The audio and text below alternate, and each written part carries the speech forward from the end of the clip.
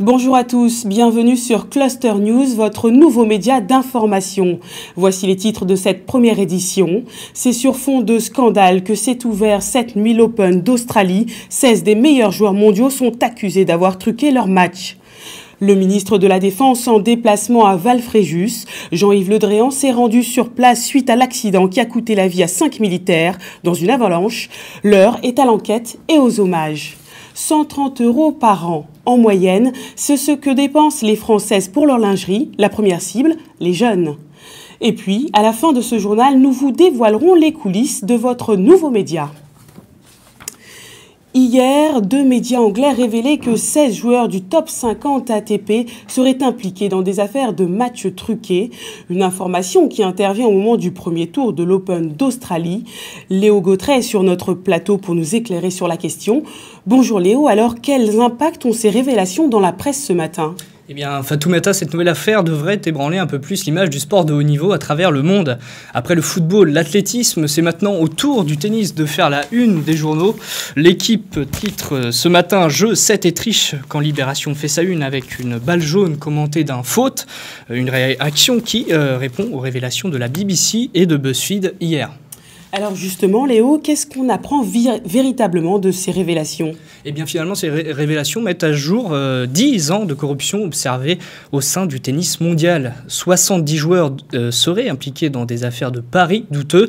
Parmi eux, 16 font actuellement partie du top 50 ATP des meilleurs joueurs du monde, dont certains vainqueurs de tournois du Grand Chelem. 8 de ces joueurs auraient débuté l'Open d'Australie ce lundi. Leurs noms n'ont pas encore été communiqués.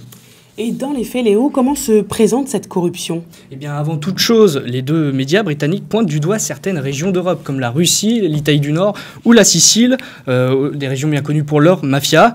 Pour ce qui est du mode opératoire, il est simple. Un joueur est approché lors d'un tournoi et il lui est proposé au minimum 50 000 € pour truquer son match, soit en le perdant, soit en laissant filer un de ses sets. Novak Djokovic a d'ailleurs avoué hier avoir déjà été approché en 2007 pour truquer un de ses matchs à Saint-Pétersbourg. Il lui aurait été proposé 200 000 € à l'époque. Cela prouve que le tennis est finalement bien touché par la corruption puisque ses plus grandes vedettes sont également victimes. Très bien, merci Léo.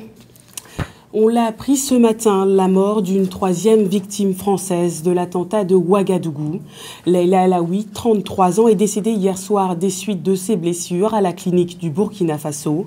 Elle avait été touchée à plusieurs reprises lors de l'attaque menée par les terroristes d'AQMI, Al-Qaïda au Maghreb islamique. La jeune femme, franco-marocaine, était une photographe reconnue. Son portrait signé Evelyne Zakawin. Ses œuvres étaient exposées à New York, Dubaï ou encore à l'Institut du monde arabe à Paris. Son travail était notamment reconnu dans son milieu professionnel au Maroc, en France et au Liban, où elle vivait une partie de l'année. Leïla Alaoui portait un intérêt tout particulier aux identités culturelles et à la migration. Elle capturait des portraits d'hommes et de femmes de tout âge, de différentes ethnies dans des lieux publics. Des réfugiés syriens au Liban aux immigrants marocains. D'après elle, un regard suffisait parfois pour se plonger dans l'histoire des sujets photographiés.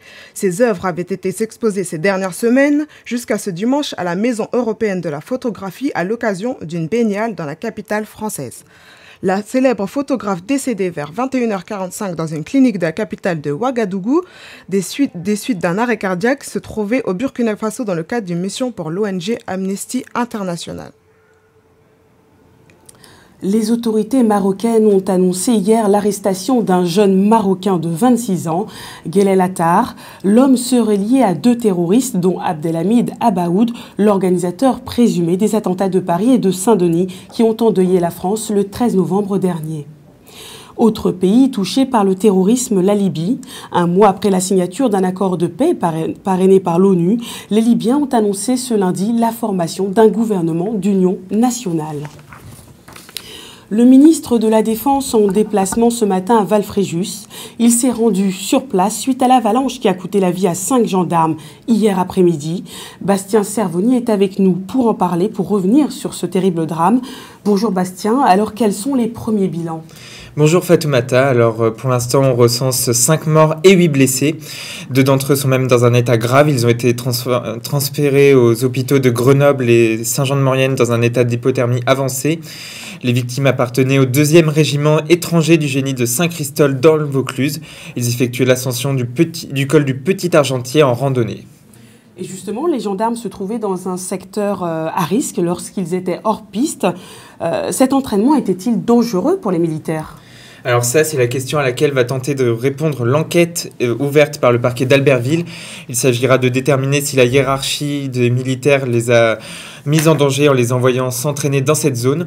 Le préfet de Savoie, Denis Labbé, a d'ores et déjà rappelé que les conditions météorologiques difficiles avaient déjà été connues à l'avance. À l'issue de cette enquête, on saura si ce drame sera classé en homicide volontaire ou non, ou involontaire. Très bien, merci Bastien. La littérature française a perdu l'une de ses plus belles plumes. Michel Tournier s'est éteint hier à l'âge de 91 ans dans sa propriété des Yvelines. Il laisse derrière lui une œuvre saluée par le milieu littéraire. Retour sur son parcours avec Emeline Quéran.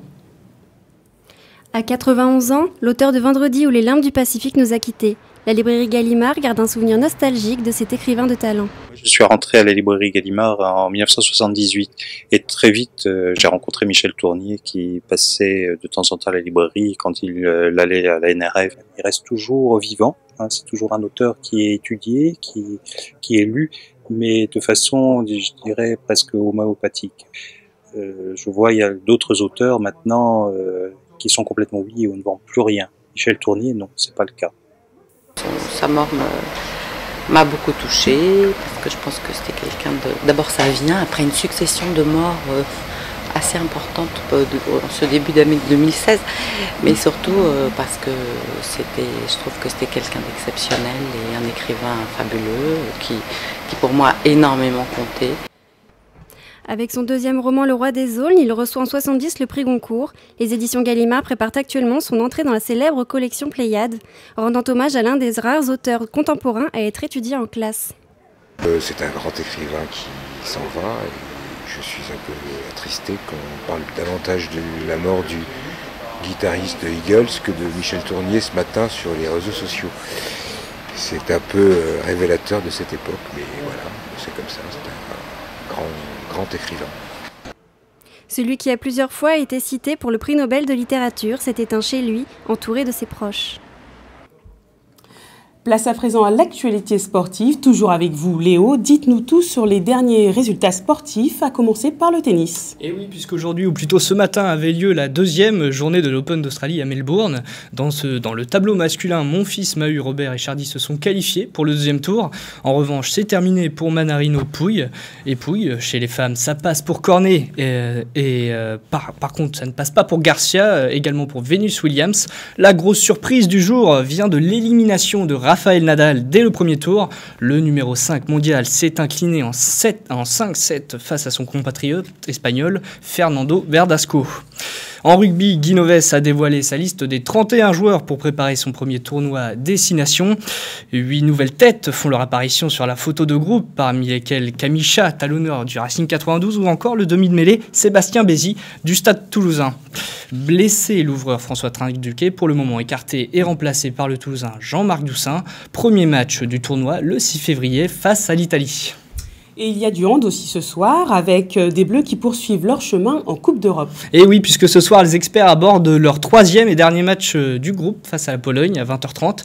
Déjà qualifiés pour la suite du tournoi, ils devront confirmer ce soir au milieu d'une salle de Cracovie bouillante aux couleurs du pays hôte, la Pologne. Après 2 victoires convaincantes face à la Serbie et la Macédoine, les experts pourront, en cas de victoire, dégager un tableau plus abordable pour la suite de la compétition. Enfin, ce soir, c'est le retour de la Coupe de France avec les 16e de finale. Le petit poussé du soir se nomme Sa Réunion. Le club alsacien de CFA ira défier le club de Ligue 2 Niort à 19h. Dans le reste des rencontres, Angers reçoit Bordeaux, le Gazélec Guingamp et le Paris Saint-Germain accueillera Toulouse au Parc des Princes à 21h. Merci. Et donc, je vous l'annonçais au début de ce journal, la lingerie féminine à la cote. Selon une étude parue ce matin, ce sont les 15-24 ans qui dépensent le plus. Leur consommation a augmenté de 10% depuis 2014. Julien Chassagne et Justine Evin sont allés voir les plus belles pièces de la rentrée. On a voulu filmer à l'intérieur des boutiques de lingerie pour voir ce que les filles achètent, les filles de mon âge. Malheureusement, on ne nous a pas donné l'accès, du coup, on va aller voir incognito. C'est parti!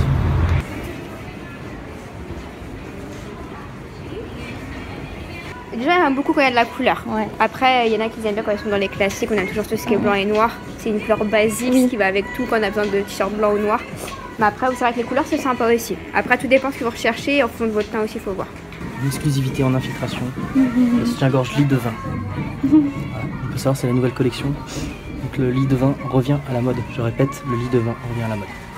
Ce que l'on remarque tout de suite, c'est la couleur. Ce qui se vend le plus sont les sous-vêtements dans les camailleux de rose. Et les motifs sont toujours à la mode, même les plus surprenants. C'est pour les plus âgés, ça? Non, même pas, même les plus jeunes. Ah ouais, d'accord. Il suffit de bien le porter, c'est tout. Les jeunes femmes aiment de plus en plus mettre leur décolleté en valeur grâce à de petites astuces. Oui, après, il y a du push-up, on appelle ça.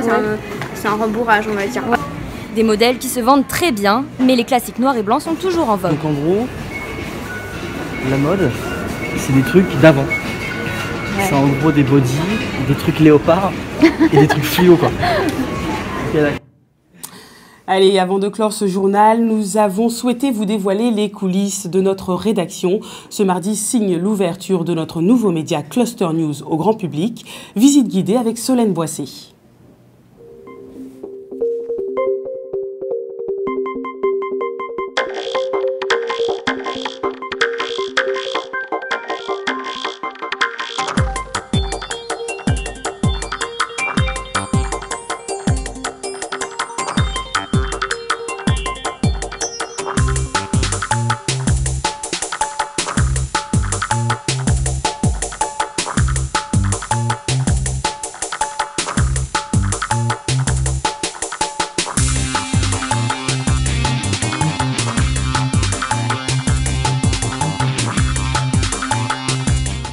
Bonjour à toutes et à tous et bienvenue dans cette deuxième édition du journal de Cluster News. Bonjour à toutes et à tous et bienvenue dans cette nouvelle édition de Cluster News.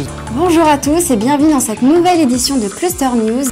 Bonjour à tous, bienvenue sur Cluster News. Bonjour à toutes et à tous, bienvenue sur Cluster News.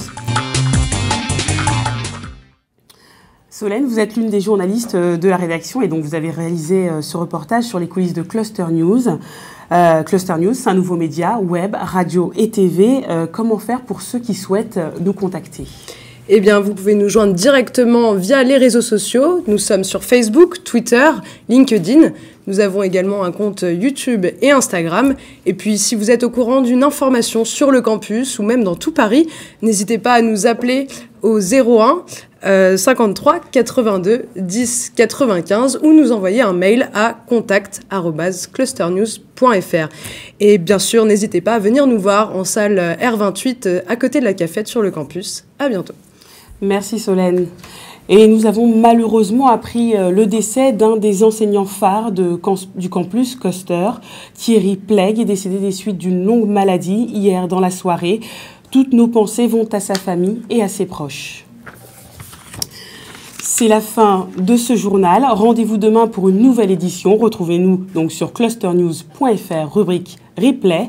On se quitte avec cet extrait de musique Hotel California du groupe Eagles, en hommage à Glenn Frey, guitariste et cofondateur des Eagles, décédé lundi nuit.